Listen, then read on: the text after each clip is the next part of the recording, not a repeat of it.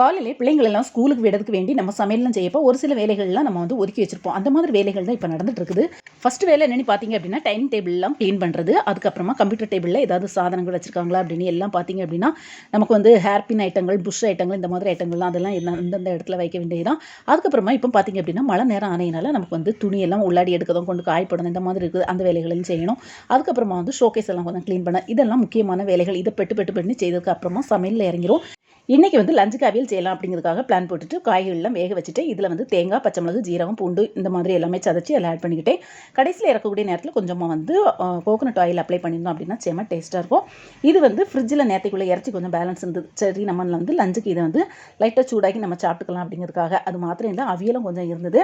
சூடாட்டி இப்போ வந்து அவியல் வச்சுருக்கேன். ஆனால் பழைய அவியலை நம்ம தீத்துறலாம் அப்படிங்கிறதுக்காக சூப்பராக வந்து லஞ்சும் வந்து ஃபினிஷ் பண்ணிக்கிட்டேன். இன்றைக்கி இதுதான் நம்முடைய லஞ்ச்.